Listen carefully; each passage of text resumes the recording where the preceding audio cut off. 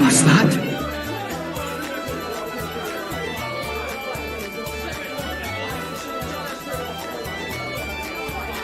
And that was without even a single drop of rum.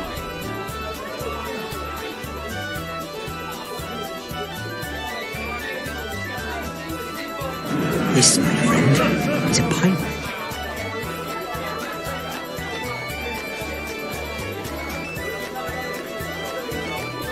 Why don't you just pull up a stool and have a drink with it?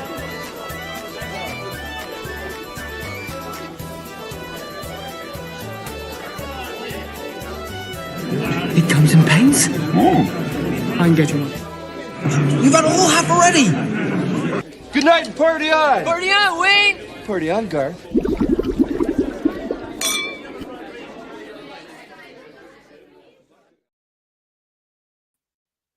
Hello and happy Wednesday to you all. Thank you for joining me. I am, of course, your host, John, the Creative Blue Collar Guy, here with another installment of After Work Beers. So if you guys are in the chat, let me know what you guys are drinking, even if it's just water. I know the excuse me. I know the title is After Work Beers, but those of you who may not drink, or if you're in different time zones or whatever, maybe it's too early, too late. I don't know. I don't discriminate, but I just got off work. I'm having a beer, and yeah, hope you guys are having a great Wednesday so far. We've already got Jacob Ironside in the chat. Good evening to you, sir. Well, I guess it's still kind of afternoon for me, but I don't know. Good to see you. And my bizarro dad, Roman of the Empire. Emphasis on the bizarro. Yes. Well, yeah, and especially because apparently there's this thing going around called dry January.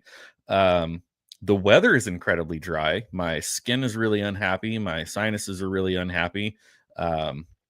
So that's my dry January, is the incredibly dry weather.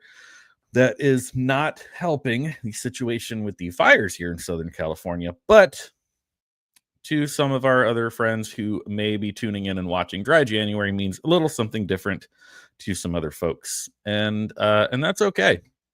But see, we got a few people watching over on X. Don't be shy if you guys are over on X watching. I'm pretty sure the chat works. I know a couple times when people have gone in and chatted on the stream over on X, it does pop up over here. So don't be shy. Jump into the conversation. Let me know you guys are there, or feel free to hop on over here to YouTube. But really quick, before we do get started, I've got a handful of topics to go through here. We usually don't get through all of them because I try to keep these around an hour long. But before we move any further, make sure to give this video a thumbs up. Like this video, share it out there for other people to see. And like I said, let me know you guys are there in the chat, because I can just sit here and talk to the wall all night long, but it's more fun if you guys interact. So yeah, how is everybody doing? That is when your beer is empty. Thankfully, I just opened this one, so it is fresh. I'm not typically a fan of the hazy IPAs, but this is from Fall Brewing Company, based right here out of San Diego, California, called Chaos Division Drink of Doom. And it wants to be part of my green screen, so I apologize for that. But there's that, which is interesting. There's no green on here, but it might be the gold.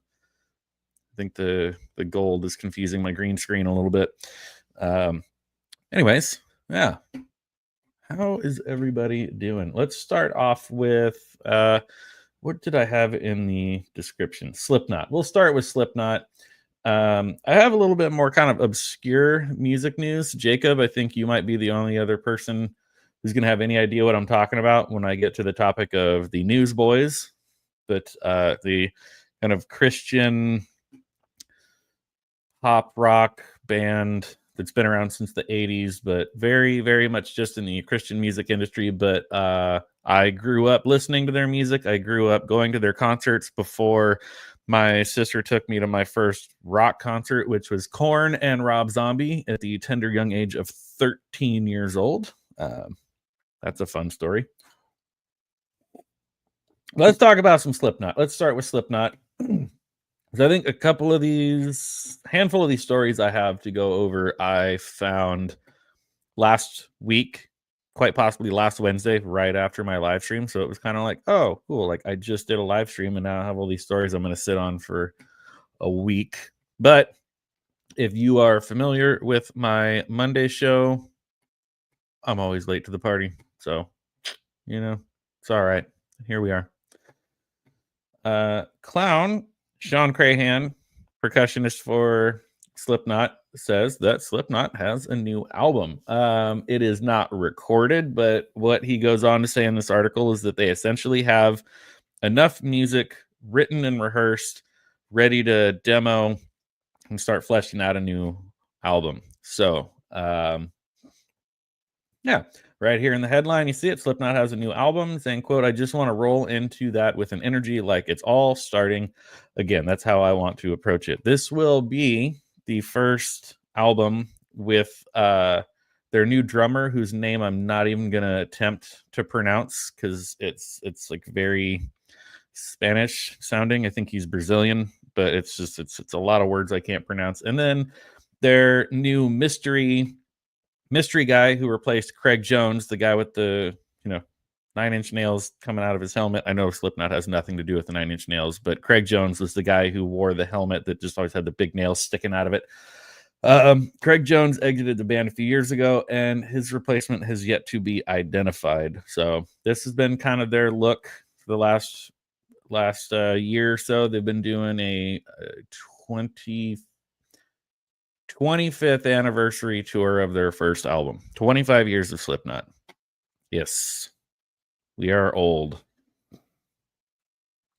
prospect of a new Slipknot album these days is genuinely pretty exciting. It'll be the first Slipknot album not to be on Roadrunner, so they are essentially free agents as far as a record label is concerned, meaning that there's no label pressure to do this or that. It'll be the first Slipknot music ever to feature Drum Destroyer. Okay, let's see if I can do this. Let me try. Slipknot's new drummer, Eloy Casagrande. I don't know. That's how I'm reading it. According to percussionist Sean Clown Crahan, in an interview with Knotfest, there is a new Slipknot record in the works. Based on what he said, it seems the record is only in the demo stages and not actually fleshed out. As he notes, they're, quote, gonna start working on it at some point. What?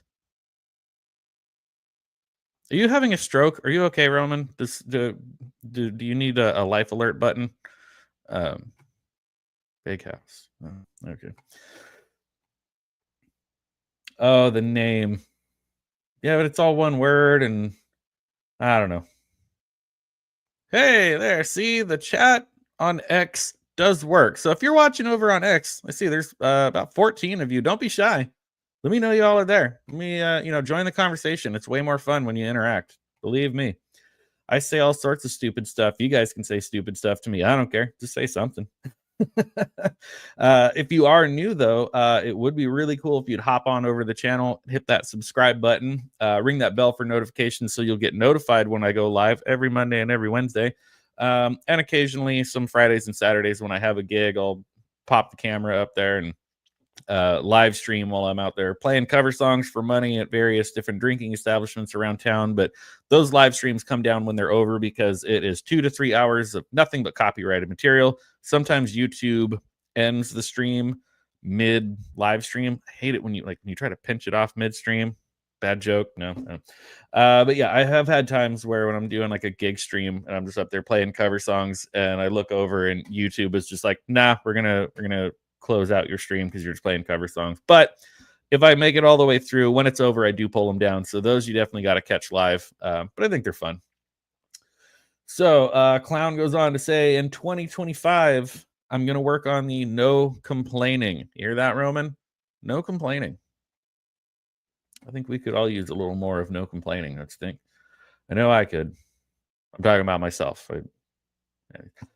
Working on the no complaining, said Clown. Just not going to do it anymore. I realize my expectations are never going to be met, so I need to give myself a break. It's probably the last part of ego I need to work on. That way, I can just float. Nothing will bother me. I can just work on positive potential. We got a new album. We're going to start at some point. I just want to roll into that with an energy like it's all starting again. That's how I want to approach it. Yeah, the no complaining thing is hard to comprende. I see. Yeah, there you go. I got a little bit of Spanish. A little bit. Not much, but Clown also notes that Slipknot's recent 25th anniversary tour inspired the band to possibly start writing in a rehearsal space as they did for their 1999 self-titled debut album. If we got our room and our stuff's going, someone's going to pop. Everyone's going to join in. And if we go, oh, that's good, that'll be done by the end of the night and then massaged over a month. And that's the best way to write Slipknot music. So those of you who maybe are not musicians or not as well versed in the music industry per se, not that I'm like a music industry expert, but I spent some time in bands when I was younger, and I've spent time in and out of recording studios, and I read a lot of stuff about how other bands and their process. There's this really strange thing that has developed as digital recording has become more and more prevalent, and pretty much the only way to record anymore, unless you're Tool, which still records analog. Respect. Is that a lot of times bands now, once they're on a label, once they can quit their full-time jobs and they can just make money somehow. I don't know how people make money off of music anymore, because the music industry is so, with streaming and everything else, I don't know. But when you're at a level like Slipknot, where it's like that is your job, you make music, you tour, you do the thing. A lot of times the band members all live in different cities and different states, and they don't exactly get together very often.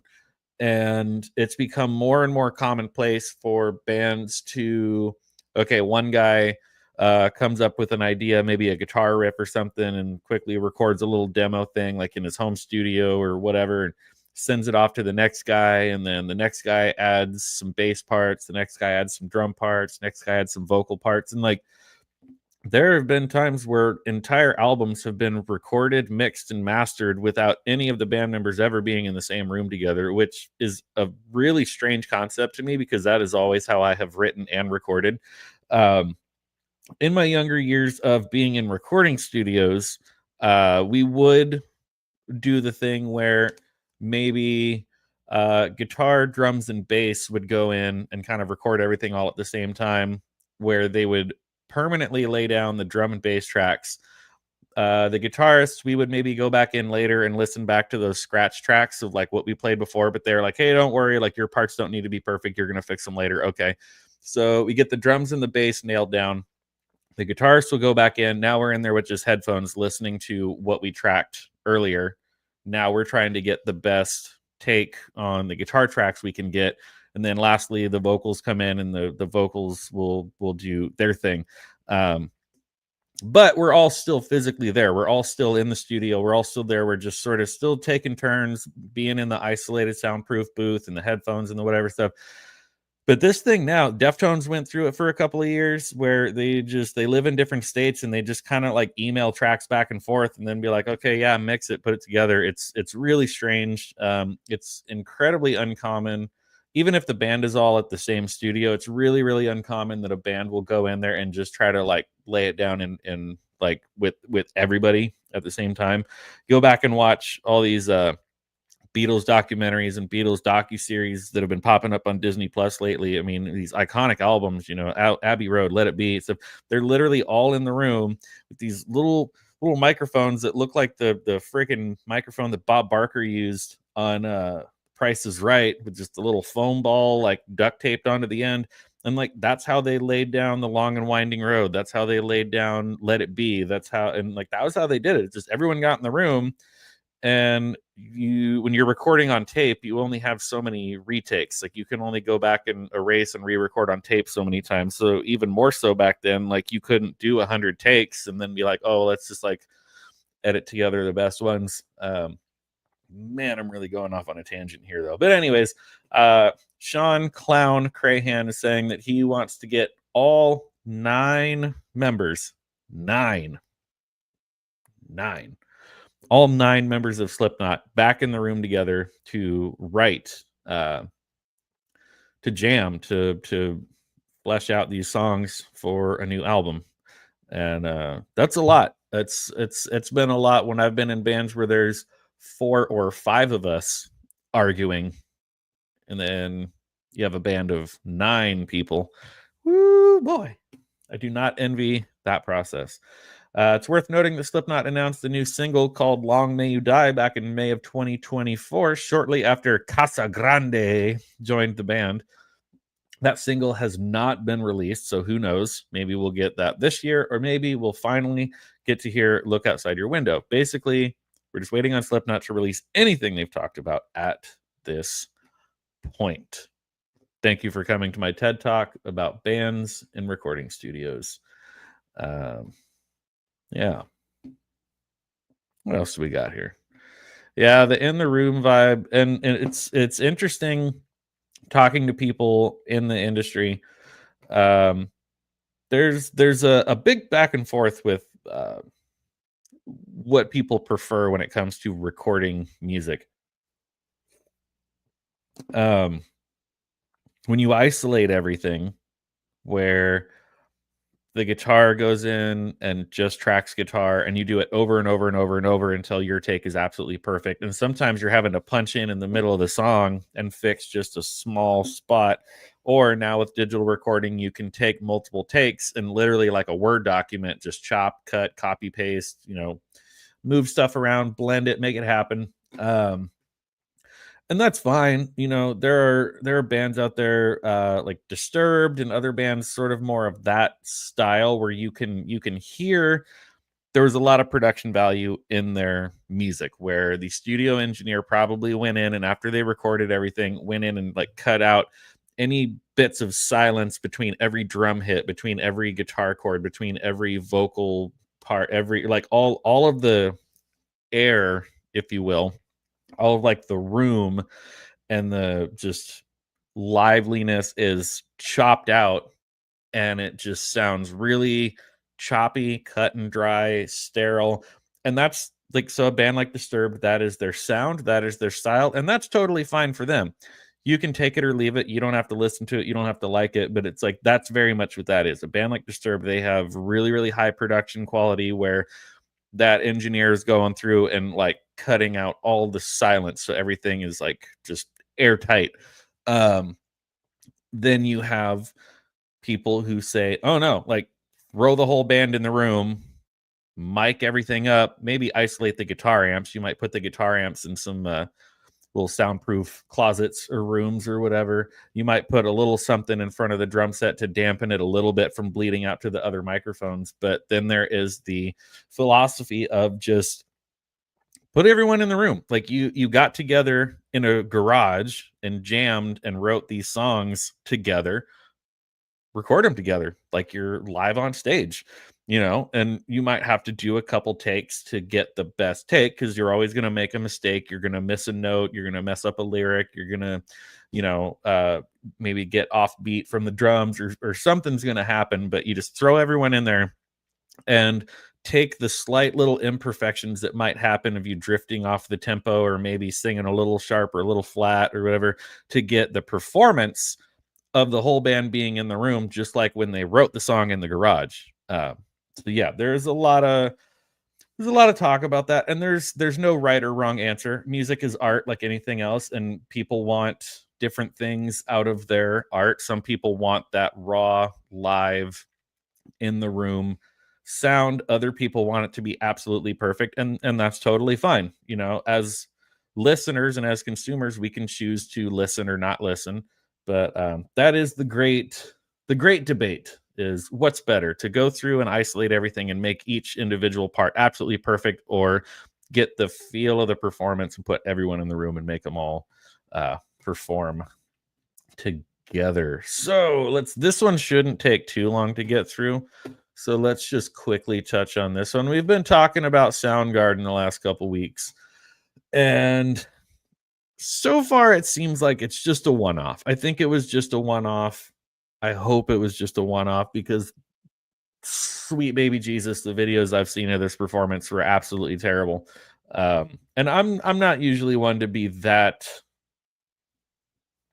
I don't know if I would say like mean or cruel or whatever. Like I'm not trying to just be unnecessarily mean and be like, oh, this sounds terrible. Like when you take a band like Soundgarden and you lose a terrific talent like Chris Cornell, uh, the rest of the band members are like, well, what the hell are we going to do? Because he's a tough one to replace. You can replace him. No matter who you replace him with is going to be scrutinized.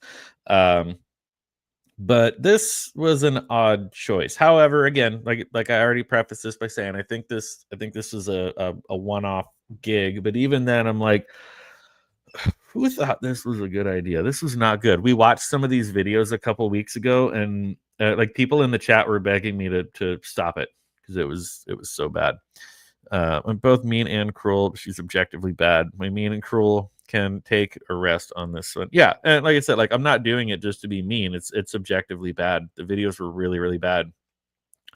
So the headline you can already see sitting there on your screen: has Soundgarden found a new singer? Live vocalist Shayna Shepherd opens up on fronting the band, saying, "quote," and this is where here's where I have a here's where I have a little bit of an issue. Is like I'm all for, don't get me wrong, I'm all for people coming out and being like, I don't care what you have to say. I'm gonna live my life. I'm gonna do what I'm gonna do.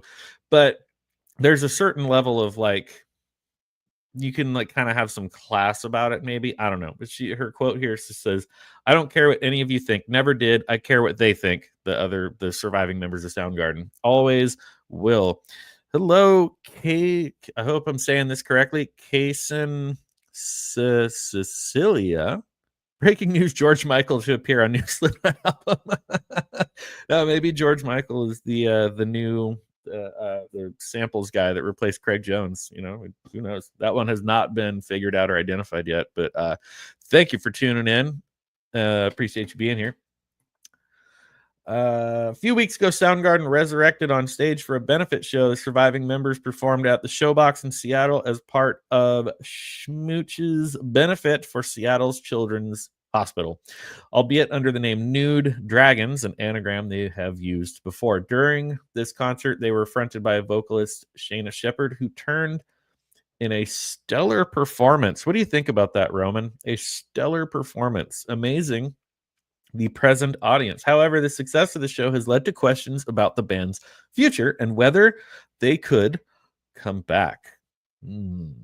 Shepherd addressed this possibility in a social media post by Hot Metal magazine, responding to people who were less than happy with the idea. Shepherd wrote, "Haters gonna hate while I live my dream." Like even that right there, that statement, haters gonna hate. Like you just sound kind of trashy and kind of whatever. One of the commenters responded by defending his right to an opinion without being accused of hating anything, which led to another response by Shepherd revealing what she thought of Soundgarden's future, saying, quote, "Soundgarden is a revolutionary band that changed my life, your life, the world. I could never front Soundgarden, but I love making music with those guys. I did it for me.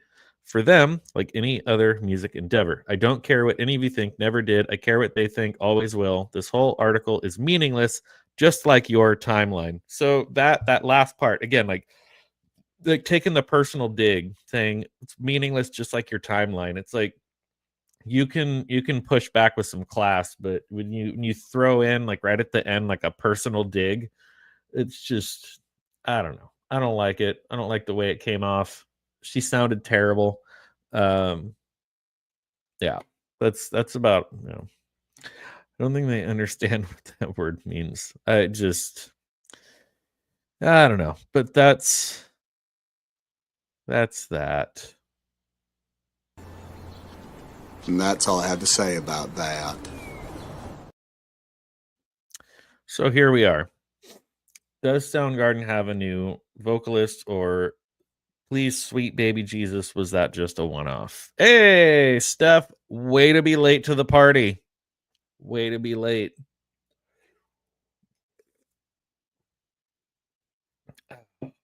Man, first you chose a football game over me. Now cooking and cleaning. How dare you? Thanks for being here. Good to see you. Oh, boy. All right. let's talk about the obscure topic that probably only Jacob Ironside is familiar with here. Who here is familiar with the band The Newsboys?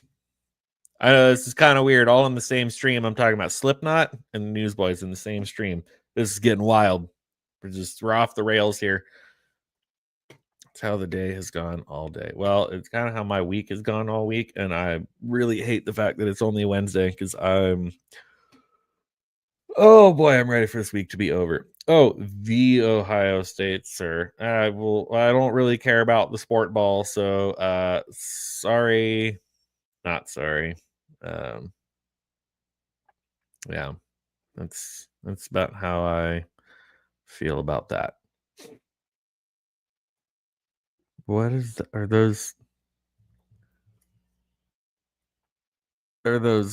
grasshoppers? Crickets? What? I don't. Oh, crickets. Okay, because nobody knows who the Newsboys are. Okay, well, I still thought this is kind of an interesting topic because this is kind of more from my childhood. So bear with me. And all of a sudden, viewership went down to 0. Still see a handful of y'all watching over there on X. Don't be shy. Let me know you're there in the chat, or hop on over here to YouTube. Hit that subscribe button, the like button. Also, make sure to like this video at the very least, at the absolute very least. Unless you're Lady Marine, to which you will always downvote and unsubscribe each week, but she'll be back on Monday, or actually no, Friday. I have a gig stream on Friday, so you can downvote that one too. Michael Tate stepping down from CCM group, the Newsboys. So, yeah, this is a prominent, well-known, I don't quite know if I'd call them a rock band, maybe like sort of pop rock band, but in the very Christian music industry. But it is a band that I have not listened to in many years. Grew up listening to, saw them live many times as a young lad, as a youth, before my older sister took me to my first real rock show at the age of 13 to see Korn and Rob Zombie. However, these are still some core memories that I have of being a kid, going to concerts. Like, I mean, I figure at the very least, like, at least my parents are still taking me to shows and taking me to concerts and like exposing me to music, live music specifically.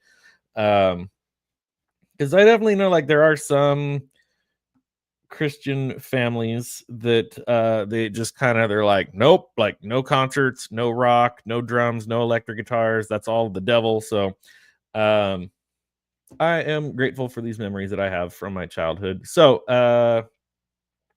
after 15 years, singer Michael Tate is exiting his role as lead singer of, there's how they describe it, contemporary Christian band The Newsboys. Tate made the announcement in an Instagram post on January 16th, calling his time leading Newsboys some of the most fulfilling, faith-based, and rewarding years of my life. I've been on an amazing journey all over the globe, performing and ministering to people of all ages, races, and backgrounds. He added, I have made for me what is a monumental and heartfelt decision that it's time to step down from Newsboys. This decision does not come lightly and has been a shock to even myself, but amidst prayer and fasting, I have clarity that this is the right decision. He went on to thank his Newsboys bandmates for their time together, saying, "You are family and always will be. I know Newsboys will carry on doing incredible things for God's kingdom with strength and purpose, and I can't wait to cheer you on while you do." The announcement came, just get out of here, ad. Days before the group continues the 2025 leg of their worldwide Revival Nights tour on January 18th. Noted that his exit will not impact the upcoming tour. Skip. Tate was previously part of the groundbreaking CCM rap rock group. It was the early 90s. That was, it was the thing to do at the time. CCM rap rock group, DC Talk, who I also went and saw a lot of times as a young lad, from 1988 to 2001, alongside Toby Mac and Kevin Max Smith. The 4-time Grammy-winning DC Talk was known for songs including Jesus Freak and Between You and Me. He also led his own band, Tate, prior to joining the Newsboys. So yeah, just a little brief story there for you. That yeah, crickets. All right, where'd it go? Crickets. That's fine. That's fine.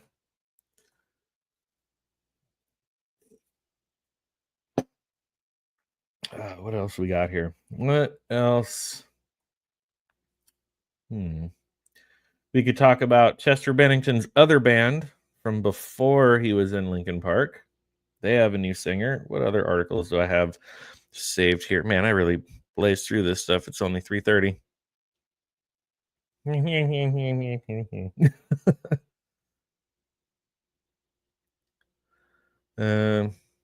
I need some more video clips. I don't have any funny clips to play right now.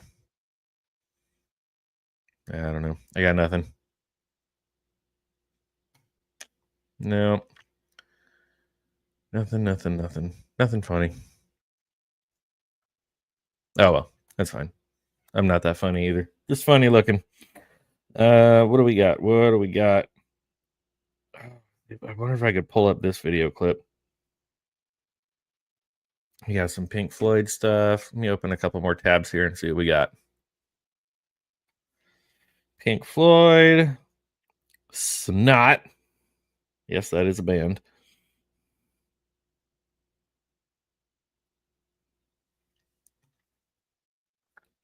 We've got, I already talked about that. We got stuff about Pete Parada and Offspring, but honestly, he's pretty responsive over on Twitter, and I might just like reach out to the guy and see if I can get him to actually come on the show and do an interview and talk about. So we'll save that one. We talked about Soundgarden. There's gonna be a link that Nine Inch Nails is doing a tour this year. Do you have that link handy, Roman? I heard about it too, but I do not have it pulled up on my phone.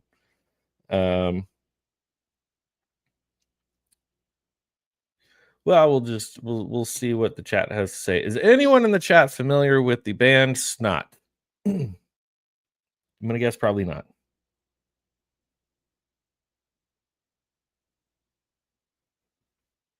Bueller. All right, let's zoom out just a little bit here so I can actually read this, and then all the ads on the right side. That's wonderful. Oh boy, I hate the ads and the stuff I'm seeing off to the side.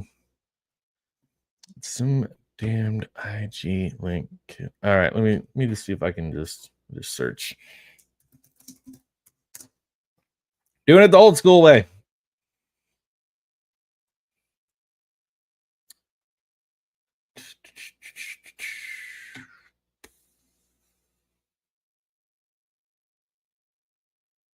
USA Today. I don't really want to read anything from USA Today or Rolling Stone. Okay, fine. I'll read Rolling Stone. I hate you so much, Rolling Stone.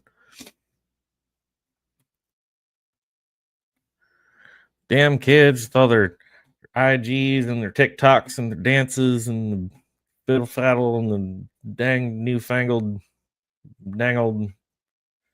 This didn't even friggin' work. Man, this is really falling apart here. Thank you guys all for hanging out and watching me try to do a Google search.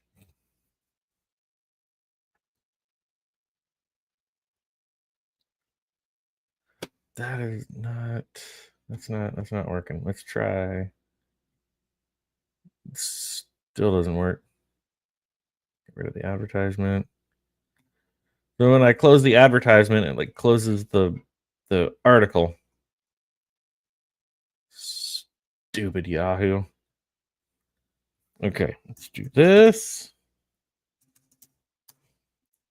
I don't know why when I just like open a tab and I search, like it defaults to Yahoo. Like I have never used Yahoo on purpose.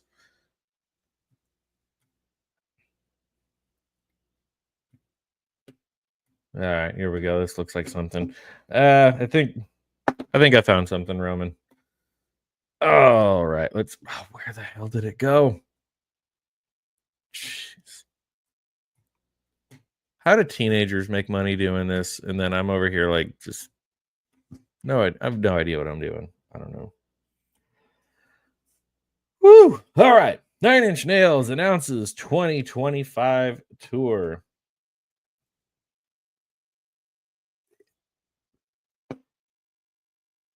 YouTube magic. Yeah. Damn kids. You damn youths, get off my lawn. If I had a lawn, I would tell them to get off my lawn. There's some grass right outside my front door of my apartment, but I mean, I don't have to take care of it or mow it or anything, so it's not really my lawn. But yeah, get off my lawn. All right. It's Trent Reznor and the band's first headlining run in 3 years. That doesn't really seem like that long of a span. I just feel like the way the music industry is now, that you don't have to put yourself out there constantly. We've got the internet. Power just went out. Shit. I'm sorry to hear that. Start food and heater again. Jeez. Oh boy. And our pets' heads are falling off. That's a clip I need to grab. I need to grab that clip from Dumb and Dumber. So I have seen 9 Inch Nails live once before. It was an amazing experience. It really was. They had played a show here in town, and midway through the show, something happened. I still don't even know if we ever really got like the full real story, but something happened, and the drummer like passed out. Like he just like fell off of his drum stool and like passed out, and they had to rush him to the hospital and couldn't play the rest of the night. So because they didn't play a full show, they rescheduled another tour date for San Diego, and said that anyone and everyone that was there that had a ticket, that their ticket would be honored at the new rescheduled date, because they, Trent Reznor is a class act, and he believed that people that paid their money, for their ticket of admission, deserved a full show. So they rescheduled. A friend of mine was at that show and was unable to go to the rescheduled date, so he literally gave me his ticket for free. Like he was just like, here, like just take it. I just want someone to use it so it doesn't go to waste. So I went by myself. It was a floor ticket, which I usually do not do, not even in my early 20s. I like having a seat. I like being, in between bands. If they play a slow song, whatever, like I like having the option of being able to sit down for a minute. But whatever, I was down on the floor. But 9 Inch Nails isn't exactly the type of band that invokes a mosh pit. So I could move my elbows about. I had room. I could reach out. I was very comfortable the entire time, but I was very, very close to the stage, and it was a spectacle of sound and lights and visuals, and it was really amazing. It was a really great show. So you saw him when Trent Reznor was still all strung out on drugs and stuff. Woo-wee. Yeah, he traded in his drugs for a bench press, and now he's all jacked.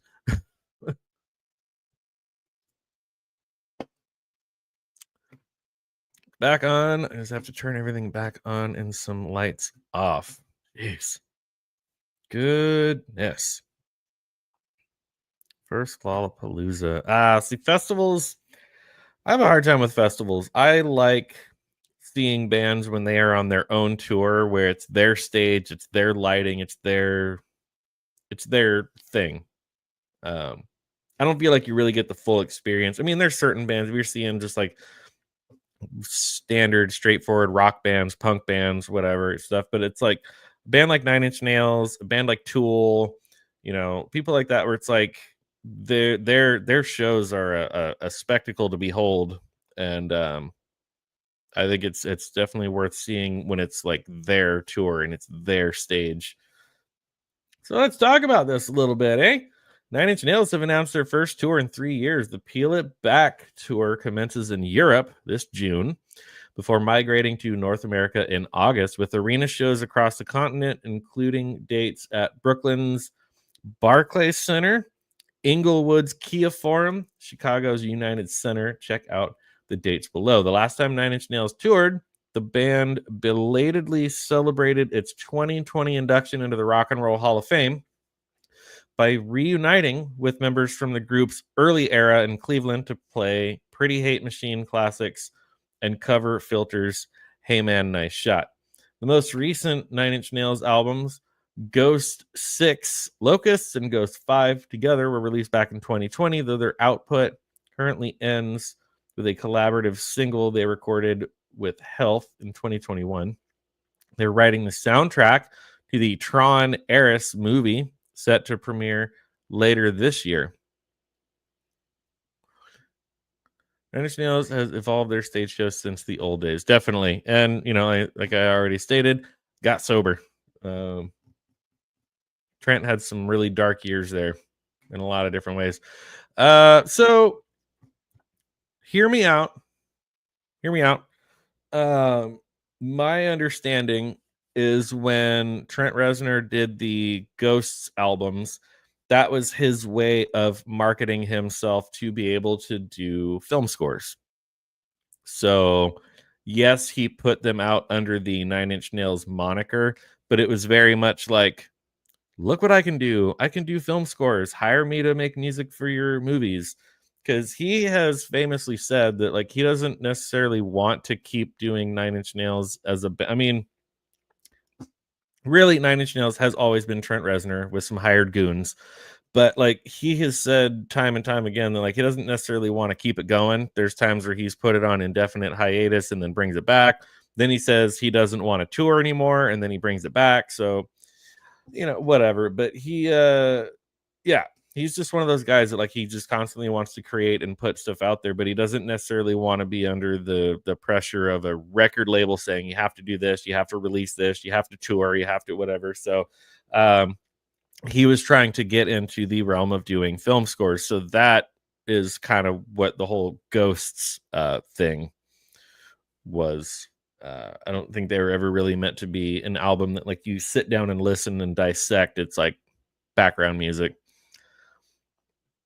Slip was the last solid Nine Inch Nails album. I'm fine with the soundtracks, but I don't call it. No, and yeah, that's pretty much it. Because, I mean, he could put it out under just Trent Reznor, but then there might be different, like, legal stuff with that. It's like, because Nine Inch Nails is already established as, like, a band and a business and a whatever, like, it's probably just easier for him to put it out under the name of Nine Inch Nails rather than trying to be like, oh, no, this stuff is just Trent Reznor. It's like, well, Nine Inch Nails is just Trent Reznor, so what's the point in separating it at that point, you know? But when he did do the film score for the Pixar movie Soul, it was under just his name and Atticus Ross. So there is that to consider. But at that point, he really was providing the music just for Soul, and he wasn't trying to, like, put it out as a Nine Inch Nails product. Nick Cave does. That is the only acceptable Nick Cave music. I can't remember what it was, but there's a song that comes up on my Spotify once in a while, and, like, the cover artwork looks like it's from some kind of Western something. It's all instrumental, so I don't have to hear his stupid voice. And I'll be listening to this instrumental thing, and I'm like, oh, this is actually pretty good. I don't mind this so much. And I'm like, oh, son of a bitch, it's Nick Cave. As long as he doesn't open his stupid mouth, I don't mind Nick Cave. I freaking hate Nick Cave so much. Like, I don't know why people love him so much.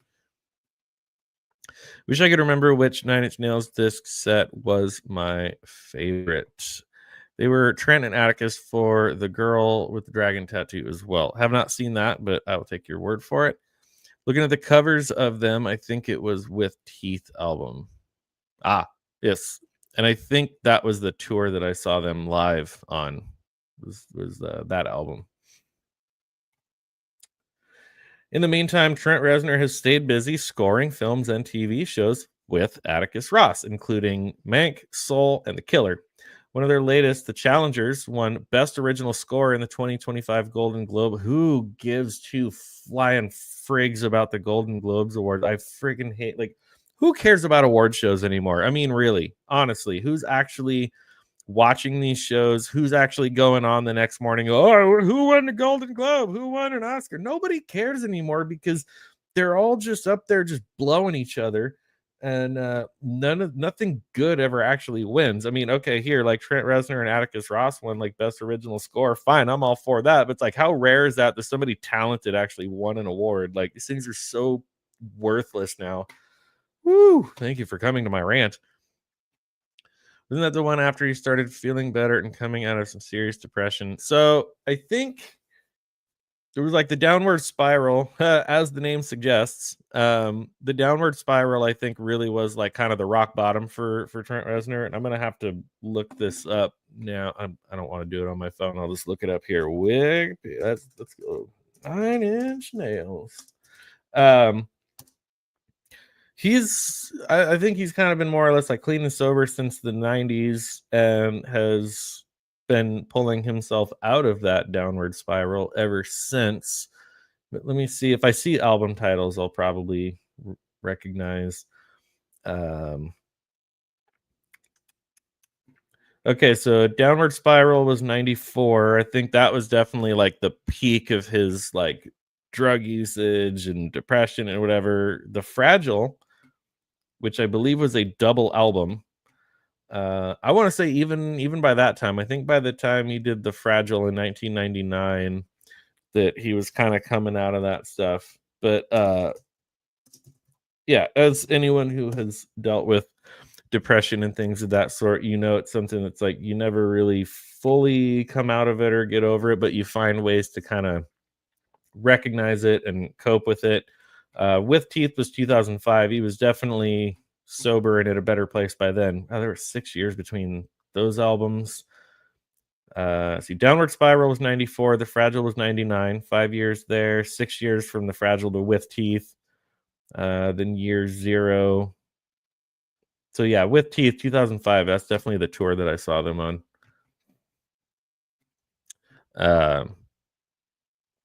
So yeah, to actually, because you said that's when he's starting to feel better and coming out of, I think, yeah, With Teeth I think Trent Reznor was in a much better place when he wrote and recorded With Teeth 6 years later.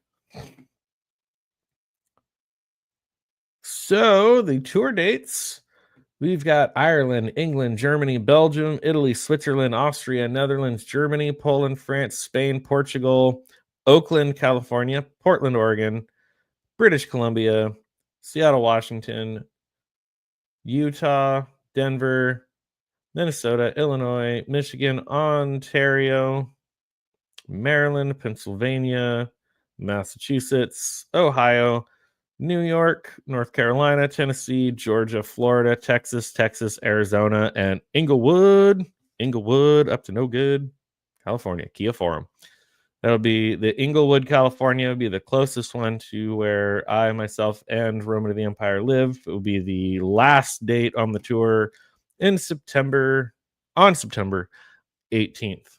Which I believe that's like just days after I got my ticket to see Coheed and Cambria. I know that's your favorite band, Roman. Woo! Coheed. Yep, Coheed is the 15th. The 18th is a Thursday. Yeah, I will not be making the trip to Inglewood on a work night. So that's a bummer. But yeah, we got 9 Inch Nails tour dates. Hesitation Marks 2013 is an okay album, but a far better live performance. Stupid digital recording with electric instruments versus real band. Yeah, and then that takes us back to our discussion about digital recording. Just like a good comedian, we're bringing it back full circle. But I'm neither a good comedian nor a good YouTuber, so sorry. What else do we got here? What else do we got? We talked about that one. About 10 minutes to kill.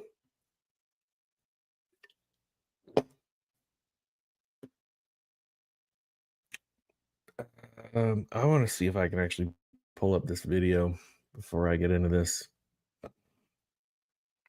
All right, there it is. Pause.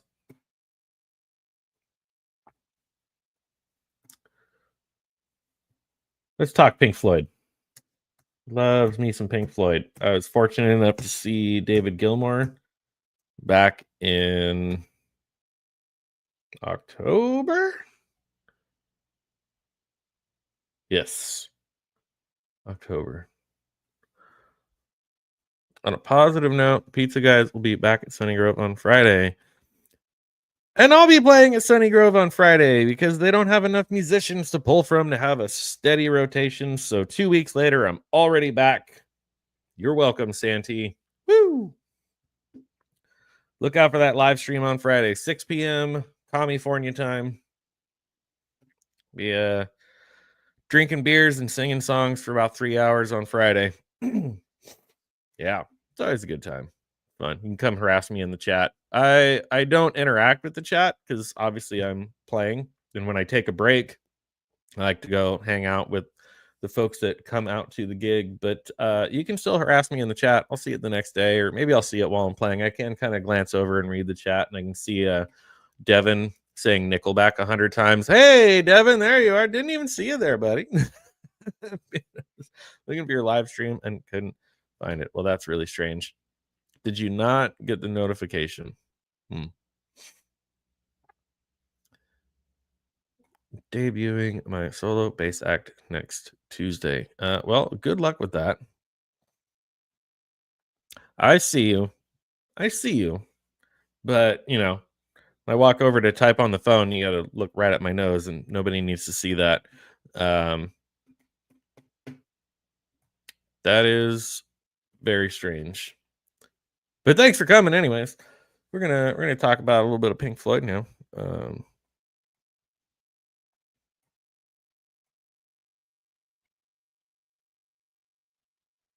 Are you having a stroke? Type yes if you need help. Or just like smash your face into the keyboard because you need help. Where did it go? Pink Floyd fans remain annoyed at Roger Waters singing one of his best known songs. I love any article that trashes Roger Waters. I've been a Pink Floyd fan since I was in high school, and there's been the long, well-known rivalry between Roger Waters and David Gilmour from when Roger left the band in the early 80s and then tried to sue the band, tried to give them a cease and desist, basically tried to tell them that, without me, you're nothing and you need to just dismantle the band. They continued on well into the 90s. Roger Waters just continues to prove himself to just be a bitter old man who can't let go of old grudges that I think the rest of the guys have all moved on from, and the fans too. Like Roger Waters is just an insufferable, pompous, arrogant old man.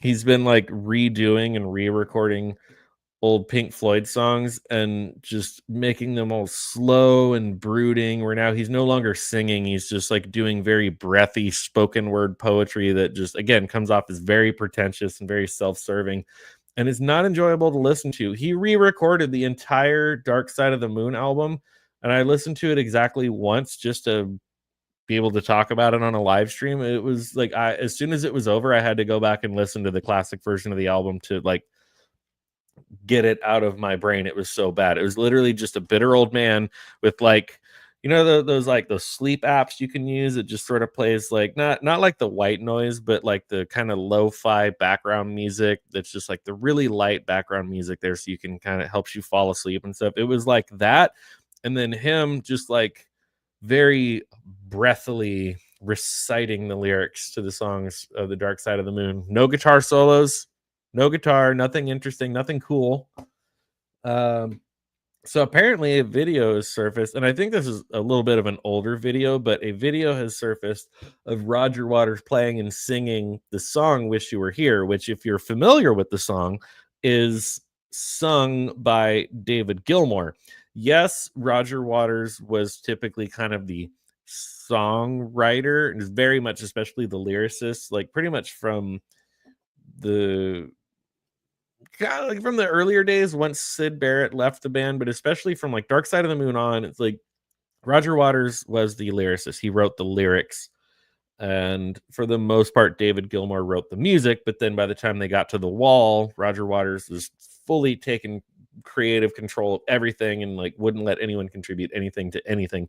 But regardless of who wrote it, the version of the song Wish You Were Here, which is very near and dear to my heart, it is one of my absolute favorite songs in the entire world, is sang by David Gilmour. David Gilmour plays the guitar and sings the lead vocals on the song Wish You Were Here. And it is an absolutely phenomenal, perfect song.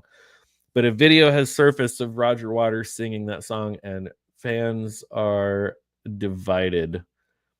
A post to the subreddit reads, I realize he co-wrote the song, but Roger Waters singing Wish You Were Here annoys me. Attached is a video of Waters' performance of Wish You Were Here, which blew some away as they had never heard him sing the song. One user wrote, I have no idea how I've never heard him sing it. David sings it with way more passion, but I must admit the low, slow way Roger sings it makes it come across as way more sad. Another added, I admit that I may prefer Gilmour's voice, but I do enjoy Waters' more haunting. That's what he does with everything. He makes everything more haunting because he's, pretty near death. So he's probably feeling very haunted himself.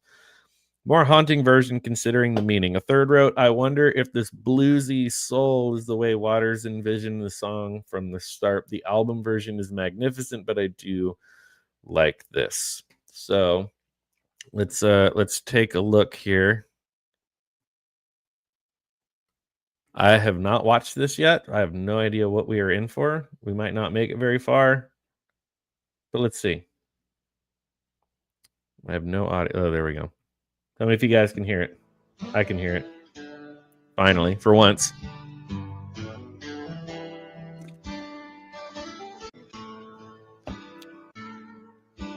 All right, let's see what we've got here.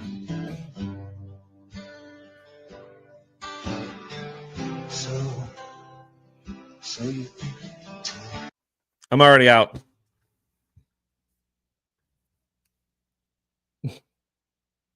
I'm already out. What the hell? He's singing it like a full octave lower. Oh, Roger Waters, I hate you so much. Heaven from hell, blue skies from pain. Can you guys hear that? Can you tell it could feel from a cold steel smile from hell? Do you think you can tell? You can barely hear him. He's singing in such a low register. Like, maybe the sound guy could turn his microphone up a little bit louder, but like, what are you even doing? What are you even doing here?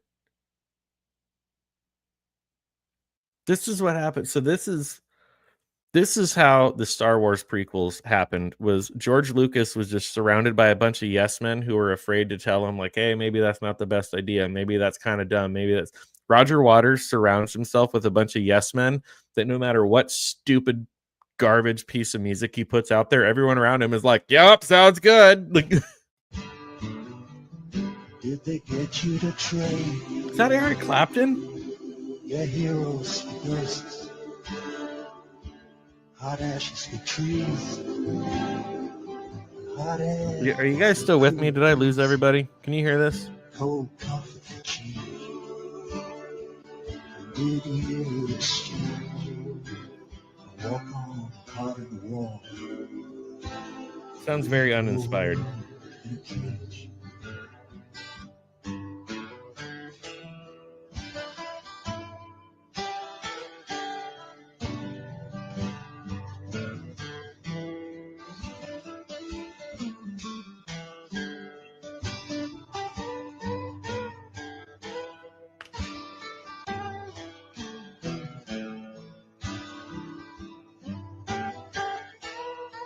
It is Eric Clapton.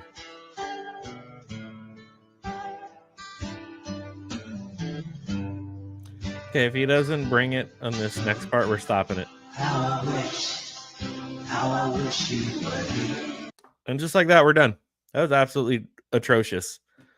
And I need to like go scrub my brain and my ears with like a steel wool and the hottest water my shower can possibly produce. Wow, I apologize. I'm sorry I put you all through that. Don't really have any other good topics to end on, so that's how we're gonna end the show. I apologize. That was really bad. That was really, really bad. Oh boy, and I made it all through without like. And that was without even a single drop of rum. Oh boy, that was bad. He effectively butchered one of my favorite songs in the entire world. And I have no words. I'm speechless. I'm without speech. Wow.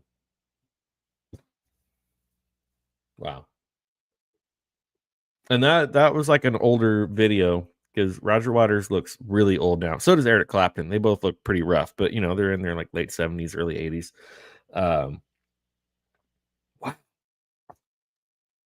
Wow, that was bad. Anyways, thank you guys all for hanging out on this Wednesday with me. Still looks like we've got quite a few people watching over on X. Again, don't be shy. Feel free to let me know you guys are hanging out there in the chat. If you are new, first and foremost, any of you that are here hanging out, mostly over on YouTube, make sure to like the video on your way out before we end this thing. If you are new here, please hit that subscribe button, ring that bell for notifications, and make sure to set that bell to all so you'll get notified when I go live. I know sometimes it still doesn't work. A lot of the people that I follow, I set the notifications to all. Sometimes I get the notifications, sometimes I don't, but every little bit really does help the channel. It really does. So give a thumbs up, give a subscribe, hit that bell for notifications.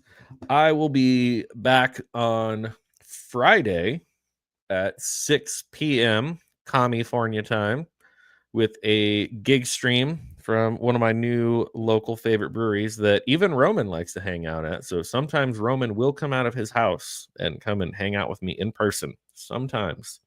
This is actually their shirt right here. Sunny Grove Brewing. So yeah, gig stream on Friday. And Monday. Yeah, this is actually one that I should start promoting. So Monday, we are going to be talking about the groundbreaking, pivotal, phenomenal, wonderful, fantastic, all of those things. We're going to be talking about the Alice in Chains Jar of Flies EP. There's a lot of interesting trivia, a lot of interesting behind the scenes, and it just marked a really, really interesting point in the career of Alice in Chains. And we're going to talk all about it. If all goes well and nobody gets their power shut off and nobody has any, sprained wrists or doctor's visits or health issues or whatever, I'm going to be joined by my usual cast of characters: Bizarro Dad, Roman of the Empire, Salmon Sticks, Devin, our friend to the north, Blair to Blair, our favorite wizard from the Midwest, Pink Pam 86, who is our local music and theme park vlogger. What's the word? I guess like when you do like videos, it's vlogging. Pink Pam 86, as well as Sammy 3-Pete, who you will probably see on a lot of different various channels and whatnot. But yeah, we're gonna be talking all things Alice in Chains Jar of Flies on Monday on Late to the Party News, because last January was the 30th anniversary for the Jar of Flies EP. So when I wanted to talk about it on the 30th anniversary, we never did. So here we are a year later, 31 years. We're late to the party, but we're still going to talk about it. It's going to be a good time. The male equivalent of having a baby. What? A sprained wrist? I don't know. But yeah, tune in for the gig stream on Friday. Tune in on Monday for the Alice in Chains stream. We're going to have a really cool panel. We're going to have a great conversation about all things Alice in Chains. I'm really looking forward to it. But that is it for tonight. today. I don't know, it's still kind of afternoon for me, but I know a lot of y'all are tuning in from various different time zones. I am John, the Creative Blue Collar Guy, and I am almost out of beer. So cheers. I know it wants the gold on the can wants to be part of the green screen. I did not realize the green screen would pick up gold, but I guess it does. I wonder if it picks up my knuckles too, because they're kind of green. Not so much. Yeah, I will see you all on Friday. Thanks for hanging out. I hope you guys have a good rest of your Wednesday and a good rest of your week. Until Friday and Monday.